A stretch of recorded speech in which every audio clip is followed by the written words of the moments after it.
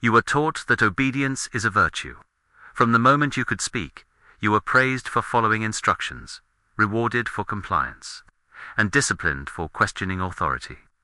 You were told that obedience would keep you safe, accepted, and secure. But no one ever told you the cost. Not the visible cost, but the hidden one. The cost that is paid quietly, daily, over decades. Today, we are going to speak about that cost. Because obedience, when left unexamined, does not just shape behavior, it shapes identity. And once a man's identity is built around obedience, he may live his entire life without realizing he surrendered his power long ago. This is not a conversation about rebellion. This is not about chaos or anarchy. This is about something far more dangerous to your potential. Something that operates silently. Something that most men never recognize until it is too late. Napoleon Hill warned us about this danger.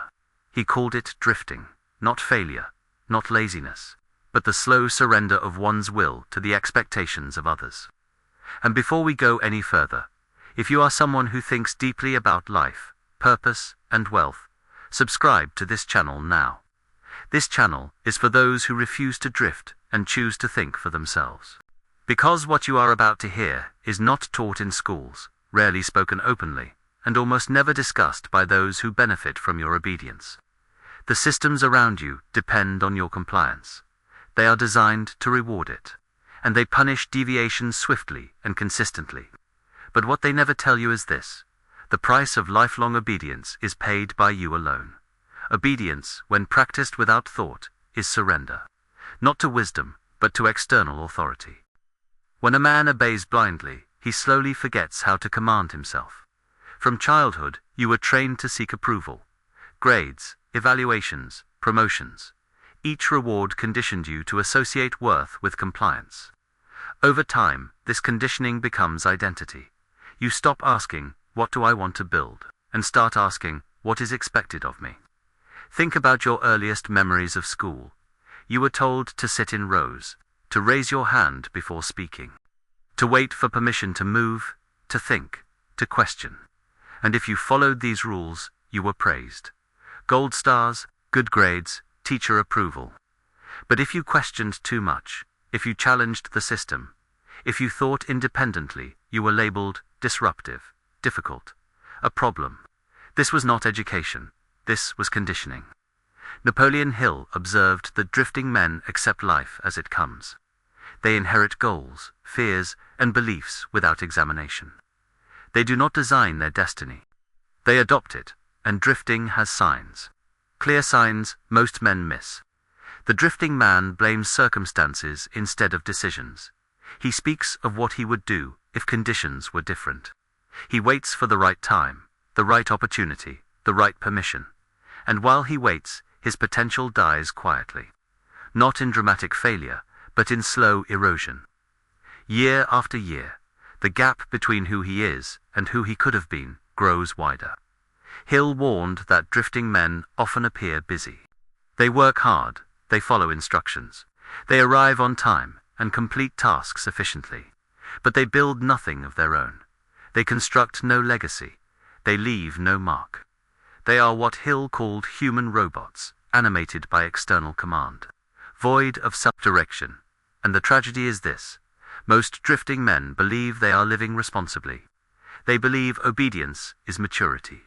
They confuse compliance with competence. And so they never question the path they are on until they reach the end and realize it was never theirs. And here is the first hidden cost. Obedience destroys initiative.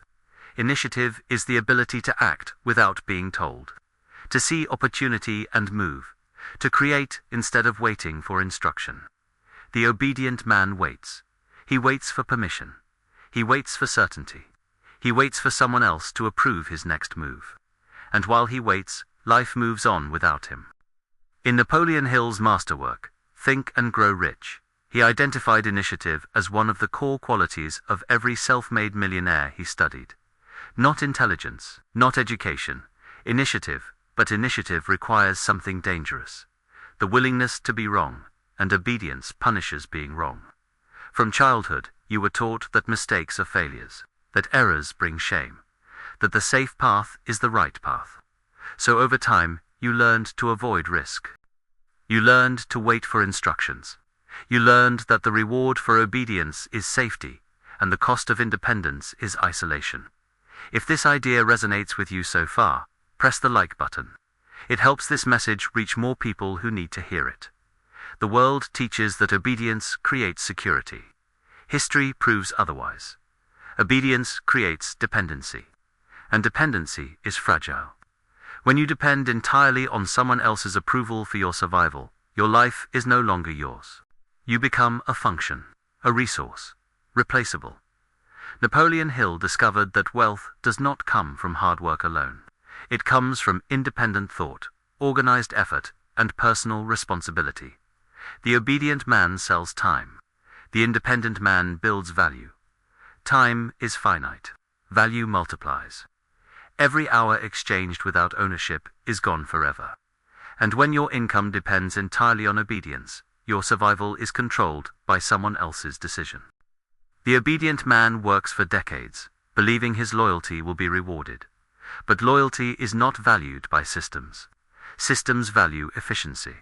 And the moment a more efficient option appears, loyalty is forgotten. This is not cynicism. This is reality. Now pause for a moment. Comment below and tell me where you are watching this video from. I want to see how far this message is traveling across the world. Because this is not just theory. This affects men and women everywhere. Initiative dies slowly. It does not disappear in a single moment. It erodes through repetition. Every time you wait for permission instead of acting, initiative weakens. Every time you silence your own judgment to obey someone else's, the muscle of self-command atrophies. And after years of this erosion, a man wakes up one day and realizes he has forgotten how to move without instruction. He has forgotten what he wanted before he was told what to want. That is the first cost. Napoleon Hill taught that all achievement begins with a definite chief aim, a clear purpose that organizes thought and action.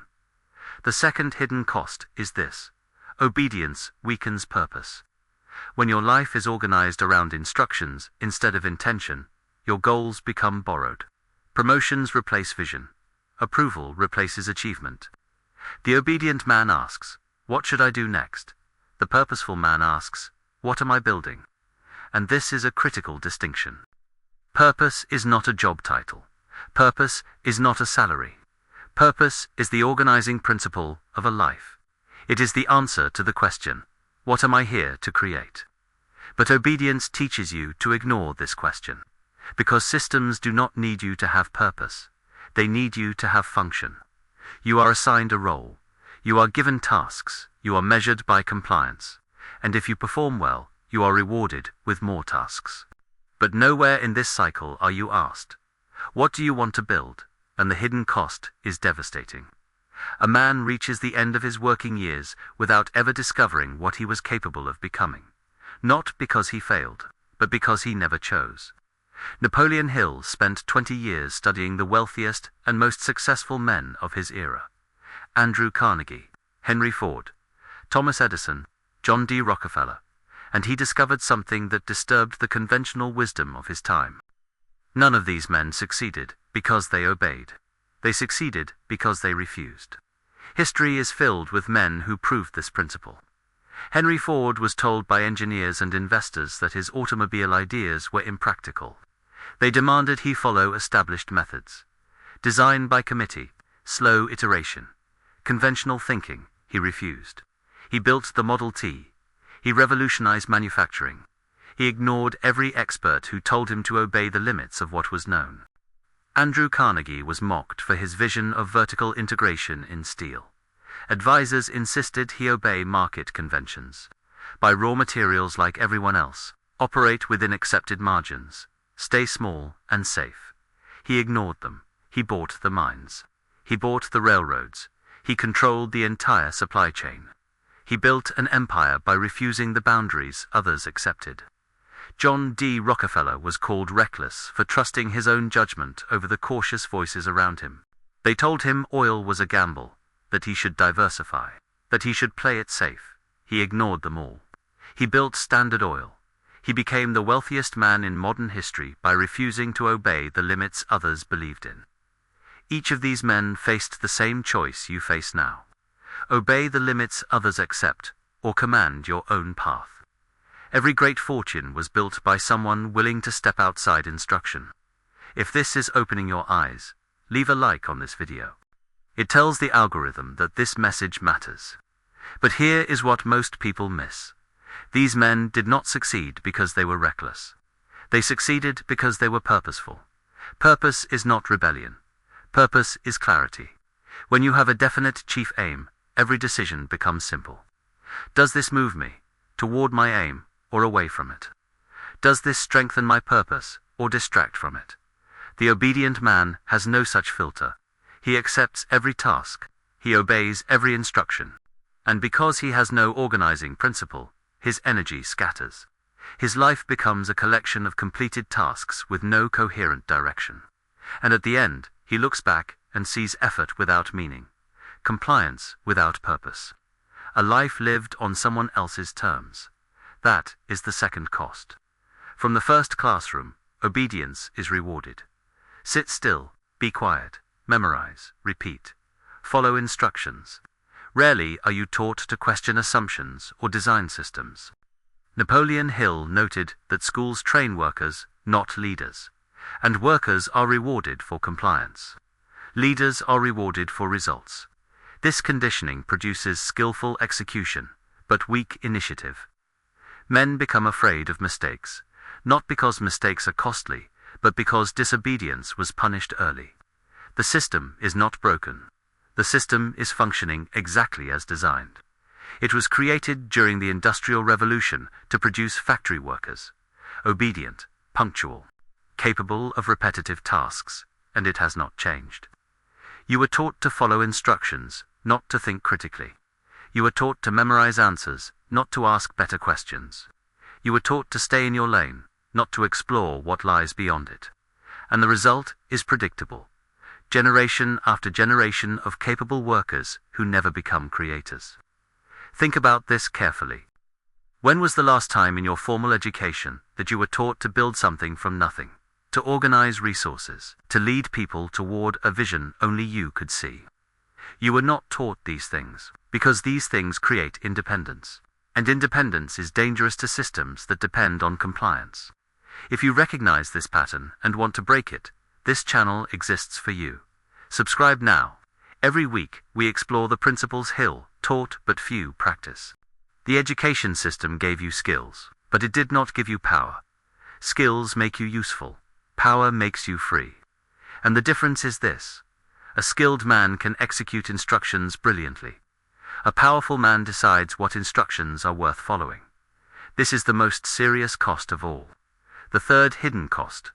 Obedience disconnects a man from his inner authority. Napoleon Hill taught that wealth begins spiritually, not materially. Through faith, belief, and alignment with infinite intelligence. But what is infinite intelligence? Hill described it as the organizing force of the universe, the intelligence that governs nature, the power that can be accessed through faith and autosuggestion. And access to this power requires one critical element: trust in your own inner guidance. Obedience teaches the opposite. Obedience teaches a man to trust external voices over internal conviction. From childhood, you were taught that authority exists outside you. Teachers know better. Parents know better. Bosses know better. Experts know better. And while it is true that others possess knowledge you do not, there is a dangerous consequence to outsourcing all authority. Over time, faith in self erodes. You stop trusting your instincts. You second-guess your decisions. You seek validation before acting. And slowly, your inner voice grows quieter until you can no longer hear it at all. The obedient man asks permission to live. The commanding man aligns himself with higher law. Hill taught that autosuggestion is the bridge between the conscious and subconscious mind. Through repeated affirmation, you program your subconscious to work toward your definite aim. But when you surrender inner authority, your autosuggestion turns negative. Instead of affirming belief, you affirm doubt. I need permission. I need approval. I cannot decide alone. These are not harmless thoughts. These are commands, and your subconscious obeys them. When you program your mind with dependency, your circumstances reflect dependency. You attract situations that require obedience. You repel opportunities that demand independence. And the cost is power, inner power. If you have felt this loss in your own life, comment below. Simply write where you are watching from. Let others know they are not alone. Hill studied the most powerful men of his time and found a common thread. They trusted themselves more than they trusted popular opinion. They did not ignore advice, but they filtered all advice through their own judgment. They listened, they considered, and then they decided. This is not arrogance. This is sovereignty. Arrogance ignores reality. Sovereignty acknowledges reality and chooses anyway. The obedient man fears being wrong more than he desires being right, so he defers. He obeys. He abdicates authority to anyone who will accept it, and in doing so, he disconnects from the very source of creative power Hill wrote about. Infinite intelligence does not speak through committees. It does not speak through consensus. It speaks through individuals who are still enough to hear it. But you cannot hear it if you do not trust yourself to listen. That is the third cost. Drifting does not feel painful. That is why it is dangerous. The fourth hidden cost. Conformity feels comfortable. The obedient man is comfortable, and comfort is the most effective prison ever created. Think about this carefully. Pain creates urgency. If obedience caused immediate suffering, men would resist it. But obedience does not hurt. It soothes. You follow the rules. You avoid conflict. You fit in. And in return, you receive safety, predictability. Approval. This is the trade. And most men accept it without question. Napoleon Hill warned that drifting men defend the systems that confine them. They mock ambition. They criticize those who try to escape. Why? Because another man's freedom exposes their own surrender. When you see someone break free, it forces you to confront an uncomfortable truth. You could have done the same. You had the same hours, the same opportunities, the same access to knowledge, but you chose safety, and he chose risk. This realization is painful. So instead of examining your own choices, you attack his. He got lucky. He took advantage. He does not understand the real world. These are not observations. These are defenses. The conforming man needs others to conform, because mass conformity validates his choice. But individual freedom threatens it. Hill wrote extensively about the mastermind principle, the idea that surrounding yourself with ambitious, independent thinkers multiplies your own power. But the conforming man does the opposite. He surrounds himself with other conformists, and together they reinforce the belief that escape is impossible. They speak of limitations as if they are laws of nature. That is just how things are. You cannot fight the system. Be realistic, but these are not truths. These are agreements, and you are not bound by agreements you never consciously made. The cost here is time, and time, once lost, never returns. Every year spent in comfortable conformity is a year you will never reclaim. Every opportunity declined because it felt uncomfortable is an opportunity that will not return. Comfort is expensive. Most men just do not calculate the cost until the bill comes due, and it always comes due. Let us speak plainly about how this system maintains itself. Obedience is enforced through fear. Not obvious fear, subtle fear. Fear of rejection, fear of judgment, fear of failure, fear of standing alone. From childhood, you learned that disobedience brings consequences, not always punishment, sometimes just isolation, being left out, being different, and humans are social creatures. Isolation feels like death, so you conform. The system does not need to force you. It just needs to make independence feel dangerous, and it does this brilliantly. It creates safety in numbers. It rewards those who fit in. It promotes those who do not make waves. It celebrates team players and marginalizes troublemakers. Over time, you internalize these values. You police yourself. You no longer need external authority to enforce obedience. You enforce it yourself. This is the genius of the system. It makes you the jailer of your own potential.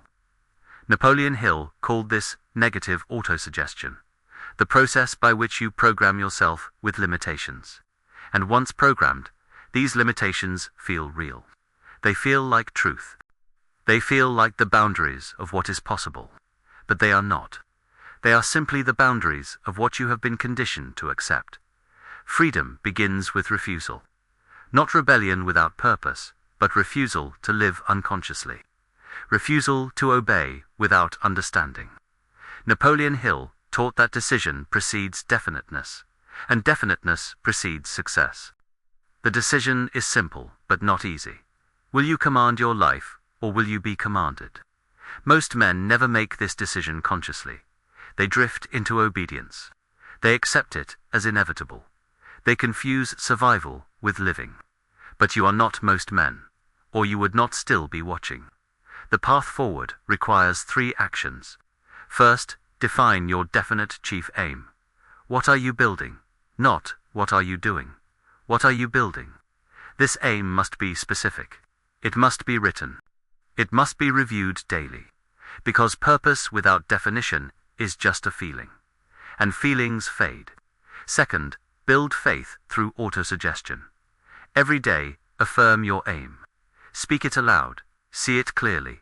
Feel it as if it already exists. Hill taught that the subconscious mind cannot distinguish between real and vividly imagined experience.